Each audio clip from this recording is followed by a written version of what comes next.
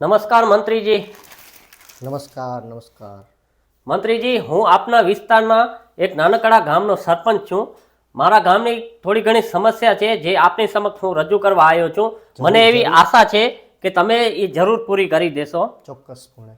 મંત્રીજી, મારા ગામની પહેલી સમસ્યા એ છે કે અમારા ગામમાં પીવાનું પાણી નથી આવતું, જેના કારણે ગામ લોકો તળાવનું પાણી પીવે છે અને ગામમાં બીમારી આવે છે.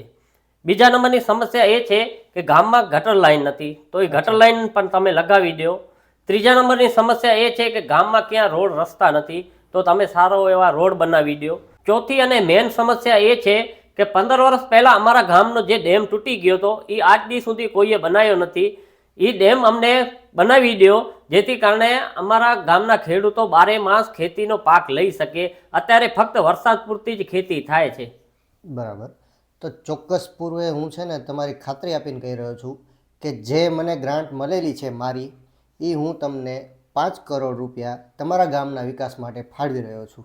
ખૂબ ખૂબ ધન્યવાદ મંત્રીજી આપનો. અમારા ગામ લોકો હંમેશા તમારા ઋણી રહેશે. ચોક્કસ. એ આજુ તો આપણા ગામમાં આપણા સરપંચે 5 કરોડની ગ્રાન્ટ પાસ કરાવી છે.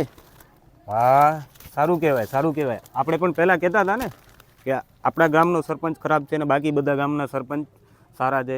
એવું નથી, આપણા પણ ગામનો સરપંચ સારો છે જેને આપણે ગામના વિકાસ માટે 5 કરોડની 5 કરોડની ગ્રાન્ટ પાસ કરાવી છે. હવે તો આપણા ગામનો વિકાસ 100% થશે. હા, બસ. यही नहीं, अभी और सुनिए. 1 વર્ષ થઈ ગયો આપણા ગામમાં 5 કરોડની ગ્રાન્ટ પાસ થઈ હતી. હજી ગામમાં કાંઈ વિકાસ નથી દેખાતો. થયો છે ને? ક્યાં થયો છે ભાઈ? હાલો બતાવ. હાલો હાલો. આ જોઈ લે, વિકાસ થાય છે ને? કોનો? સરપંચ નો. ઓય રે સરપંચ જો, હાલ મળી રહી. वाह क्या सीन है. રામ રામ રામ રામ રામ રામ. સરપંચ સાહેબ, 1 વર્ષ થઈ ગયો, 5 કરોડની ગ્રાન્ટ પાસ થઈ હતી. હજી સુધી એનો કઈ વિકાસ તો નથી થયો, બાકી તમારો વિકાસ દેખાય છે. તો કાલે અમે બધા ભેગા થઈ ગ્રામજનો તમારી મીટિંગ રાખવાની છે તમારા વિરુદ્ધ. તો કાલે તમે મીટિંગમાં આવી જાજો. ઉભા રહ્યો, શાંતિ રાખો. મીટિંગ નથી બોલાવવાની આપણને. આ પકડો, આ લ્યો. વિકાસ થઈ જશે, તમે શાંતિ રાખો. બધો વિકાસ કરી દઈશ. સરપંચે કીધું એટલે થઈ જશે. 100% થઈ જશે, 100%. સરપંચ તો સારો છે, ઉપરના અધિકારીઓ જ પૈસા ખાઈ ગયા છે, બાકી સરપંચ પૈસા ખાય એવો છે નહીં હો.